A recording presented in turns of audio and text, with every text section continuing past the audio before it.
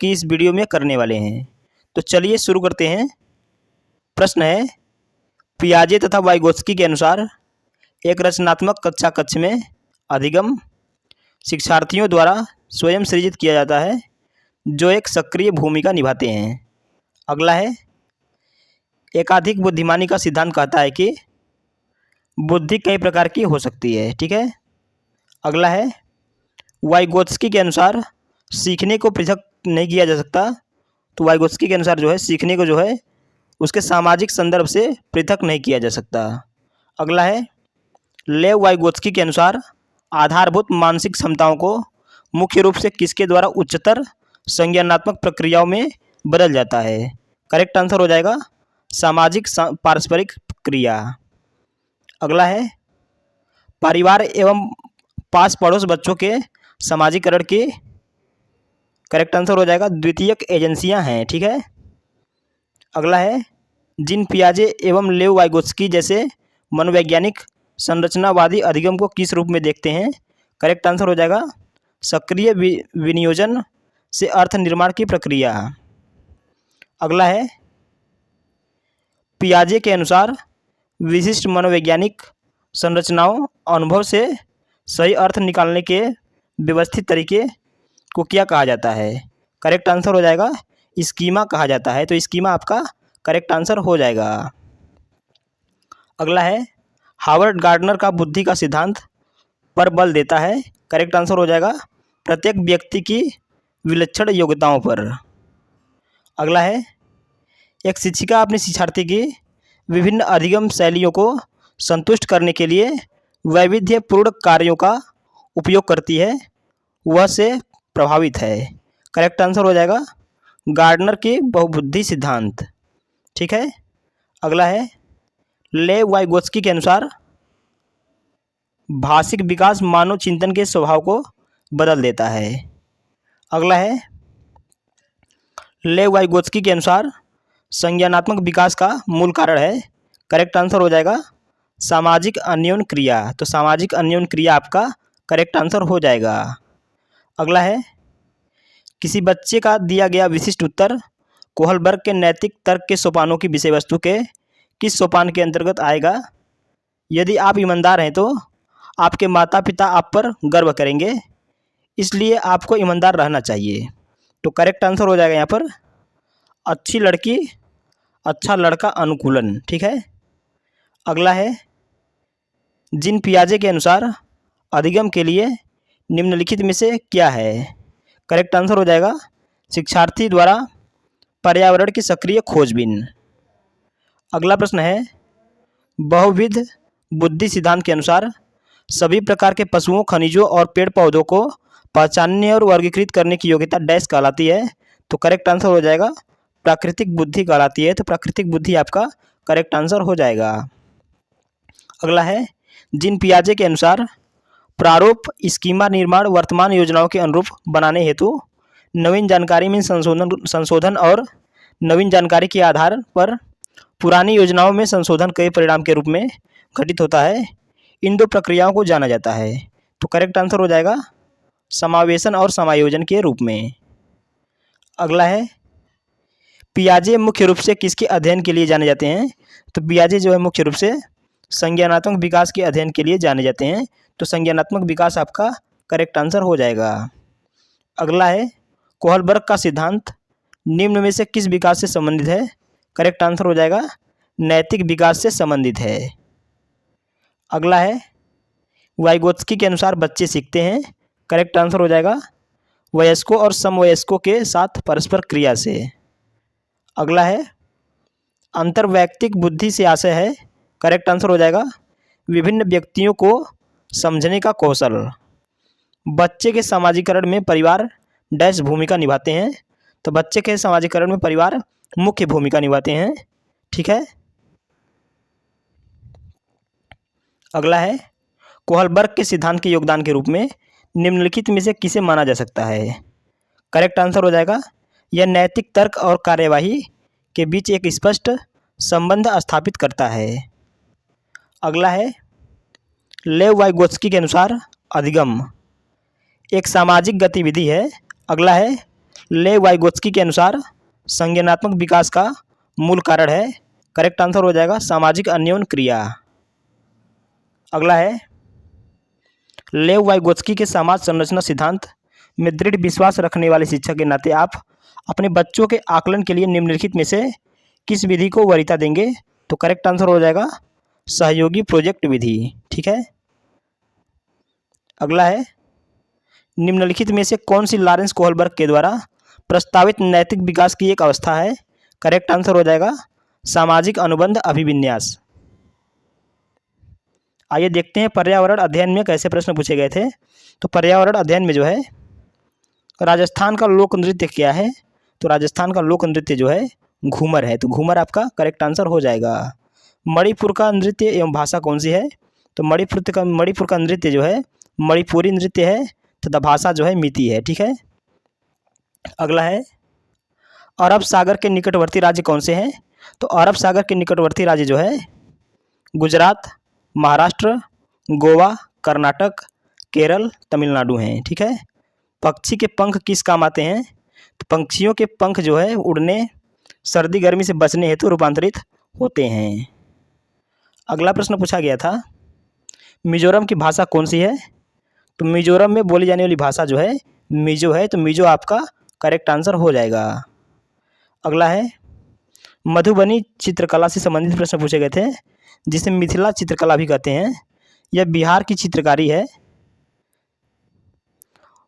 प्रयोग दीवारों पर तथा आंगन में किया जाता है।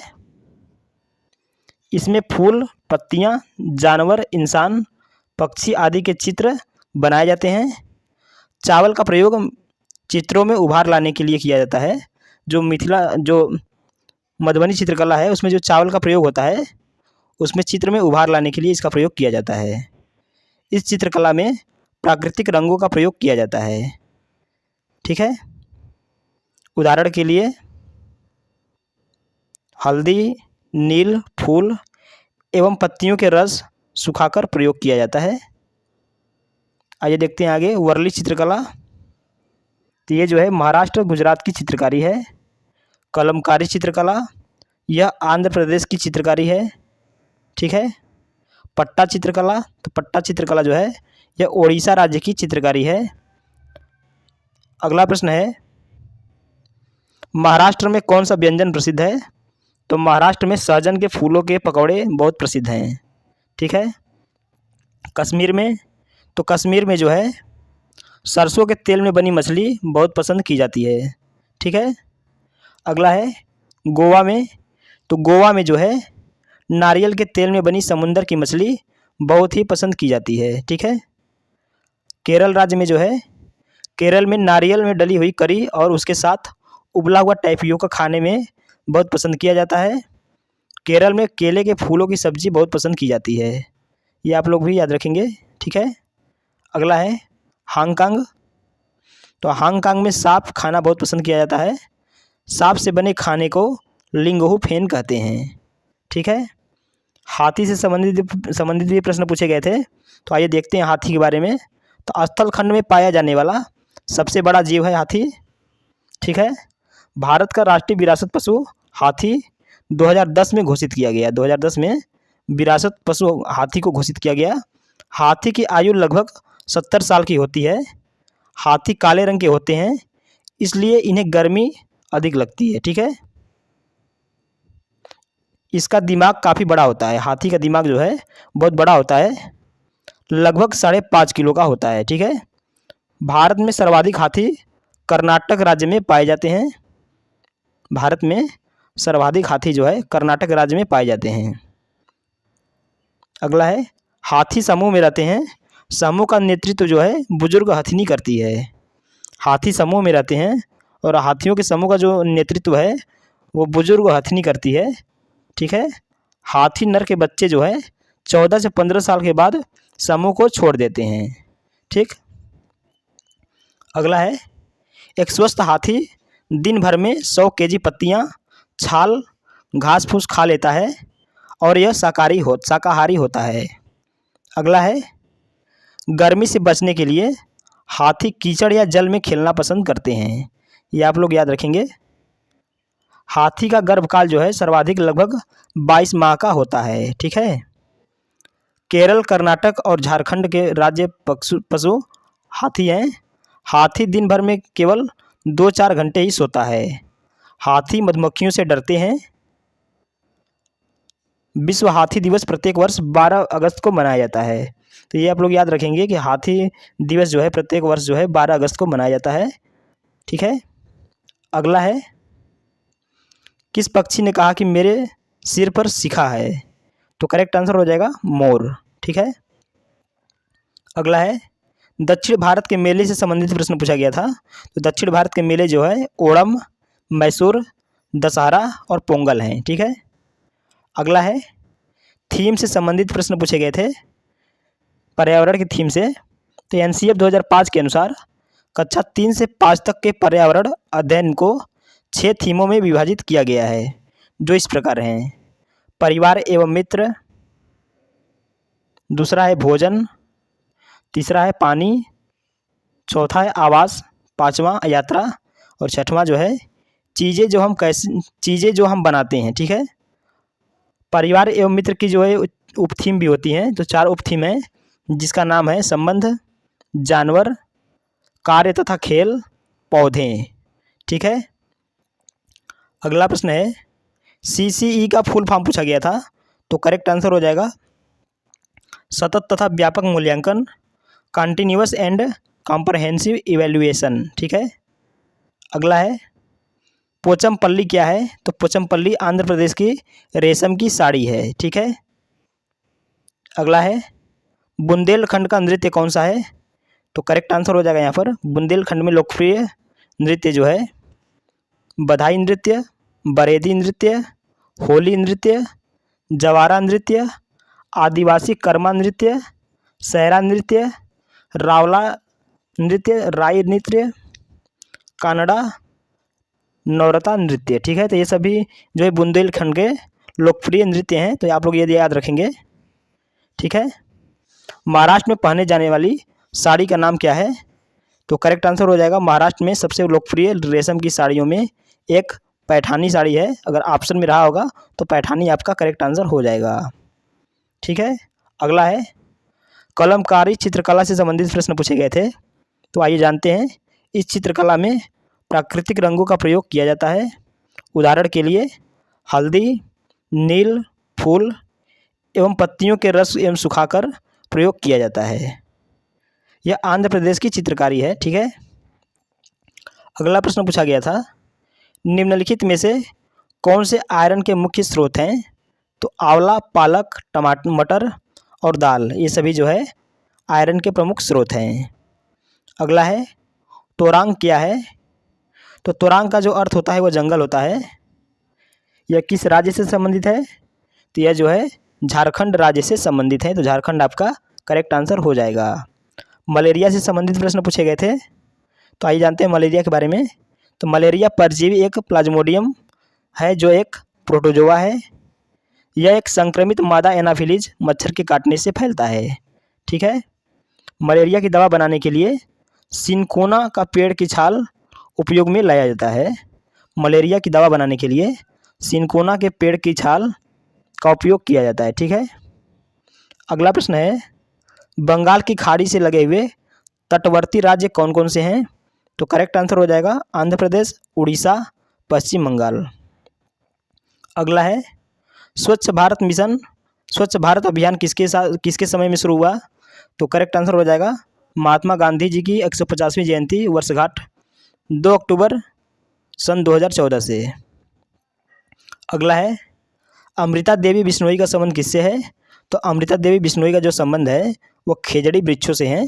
तो खेजड़ी आपका करेक्ट आंसर हो जाएगा। अगला है, घरों से संबंधित प्रश्न पूछे गए थे। तो आइए देखते हैं घरों से संबंधित प्रश्न क्या है। तो मनाली में जो है पत्थर एवं लकड़ी के घर बने होते हैं मनाली में, और असम राज्य में जो है बांस के बने घर होते हैं, और कश्मीर में हाउस ओट जो होते हैं उसके बने होते हैं, और राजस्थान में जो है मिट्टी के घर बने होते हैं। तो ये आप लोग याद रखेंगे। घर से संबंधित जितने भी प्रश्न बनेंगे ये 4 हैं, यहाँ से देख लीजिएगा। अगला है, ऊर्जा का पिरामिड कैसा बनता है? तो ऊर्जा का पिरामिड जो है सीधा बनता है। ठीक है, अगला है, एक मैप से प्रश्न देखने को मिला था। तो दिल्ली से मुंबई जाने पर कौन से राज्य बीच में पड़ते हैं? करेक्ट आंसर हो जाएगा हरियाणा, राजस्थान, मध्य प्रदेश, गुजरात। अगला है, कपास के रेशे पौधे के किस भाग से प्राप्त होते हैं? तो कपास के रेशे पौधे के जो है बीजों से प्राप्त होते हैं। ठीक है, अगला है, निजी भाषा शब्द का प्रयोग सबसे पहले किसने किया? तो निजी भाषा शब्द का प्रयोग सबसे पहले वाइगोत्स्की ने किया। तो वाइगोत्स्की आपका करेक्ट आंसर हो जाएगा। अगला है, एनईपी 2020 के अनुसार 1 से 5 तक किस भाषा में शिक्षा देना अनिवार्य है? तो एनईपी 2020 के अनुसार 1 से 5 तक जो है मातृभाषा में शिक्षा देना अनिवार्य है। तो मातृभाषा आपका करेक्ट आंसर हो जाएगा। अगला है, परिवार एवं मित्र का उपविषय क्या है? तो परिवार एवं मित्र का उपविषय जो है संबंध, काम और खेल, पौधे, जानवर हैं। ठीक है, अगला है, बालक के समाजीकरण की प्रथम एजेंसी क्या है? तो बालक के समाजीकरण की प्रथम एजेंसी परिवार है। तो परिवार आपका करेक्ट आंसर हो जाएगा। अगला है, कश्मीर के लोग क्या खाना पसंद करते हैं? तो कश्मीर के लोग जो है सरसों के तेल में बनी मछली खाना पसंद करते हैं। माउंट एवरेस्ट से भी प्रश्न पूछे गए थे। तो दुनिया का सबसे ऊंचा पर्वत शिखर है, इसकी ऊंचाई 8,848 मीटर है। अगला है, डिसलेक्सिया किससे संबंधित है? तो डिसलेक्सिया जो है पठन विकार से संबंधित है। तो पठन विकार आपका करेक्ट आंसर हो जाएगा। अगला है, इतिहास शब्द में उपसर्ग पूछा गया था। तो इतिहास शब्द में जो उपसर्ग होता है वो इति होता है। तो इति आपका करेक्ट आंसर हो जाएगा। अगला है, शूटिंग स्टार क्या है? तो एक प्रकार के चमकीले पिंड हैं जो कभी कभी रात को आग की लकीर के समान आकाश में एक ओर से दूसरी ओर जाते हुए अथवा गिरते हुए दिखाई देते हैं। इनके गिरने को तारा टूटना या लुक टूटना कहते हैं। अगला है, वाइगोत्स्की के अनुसार बच्चों के सीखने में किसकी प्रधानता होती है? तो करेक्ट आंसर हो जाएगा समाज एवं संस्कृति का। तो समाज एवं संस्कृति आपका करेक्ट आंसर हो जाएगा। अगला है, स्लोथ से संबंधित प्रश्न पूछे जाते हैं। तो यह पेड़ पर उल्टा लटका रहता है, दिन के 17 घंटे सोता है, यह भालू जैसा दिखता है लेकिन भालू नहीं है। ठीक है, अगला है, खेजड़ी वृक्ष से संबंधित। तो खेजड़ी राजस्थान का वृक्ष है। इस वृक्ष की यह विशेषता है कि यह तेज़ गर्मियों के दिनों में भी हरा भरा रहता है। इस पेड़ के नीचे अनाज की पैदावार जो है अधिक होती है। अकाल के समय रेगिस्तान के लोग इस पेड़ के तने को खाकर जिंदा रहे थे। हाथी से संबंधित प्रश्न देखे गए थे।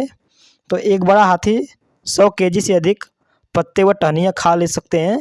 यह 2 से 4 घंटे ही सोता है। ठीक है, अगला है, बंगाल की खाड़ी से सटे राज्य। तो करेक्ट आंसर हो जाएगा पश्चिम बंगाल, ओडिशा, आंध्र प्रदेश।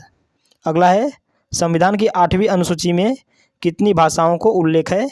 तो 22 भाषाओं का उल्लेख है। ठीक है, अगला है, जीन पियाजे किससे संबंधित है? तो जीन पियाजे जो है संज्ञानात्मक विकास का सिद्धांत से संबंधित हैं।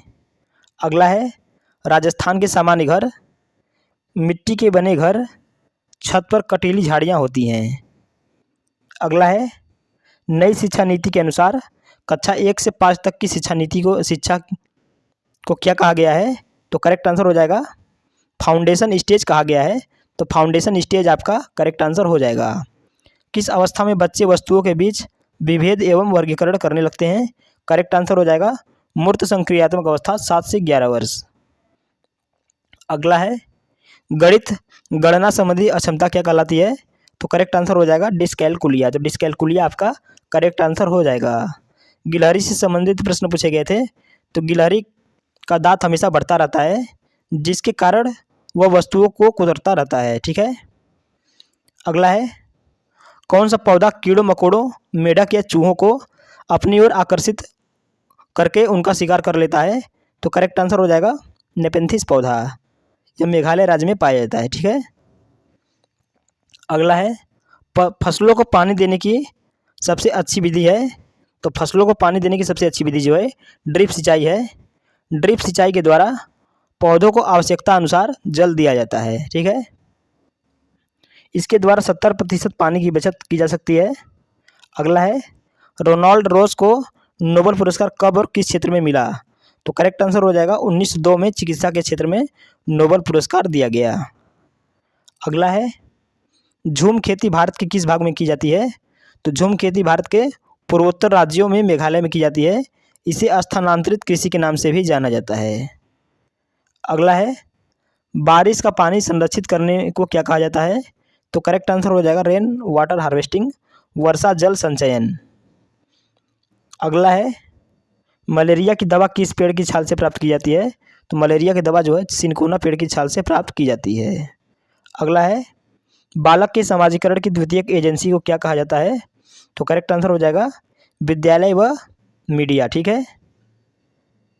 पश्मीना ऊन किस जानवर से प्राप्त होता है? तो पश्मीना ऊन जो है बकरी के बालों से प्राप्त होता है। मच्छरों से फैलने वाली बीमारी है, तो मच्छरों से फैलने वाली बीमारी जो है डेंगू, चिकनगुनिया, मलेरिया है। अगला है, लैंगिक रूढ़िवादिता किसे कहते हैं?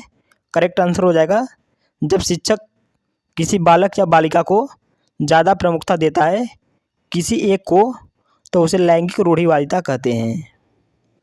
अगला है, भाषा अर्जन का संबंध किससे है? तो भाषा अर्जन का संबंध जो है चौमस्की से है, तो चौमस्की आपका करेक्ट आंसर हो जाएगा। अगला है, वाइगोत्स्की किससे संबंधित है? तो वाइगोत्स्की जो है सामाजिक सांस्कृतिक विकास सिद्धांत से संबंधित है। वैन हीले का संबंध किससे है?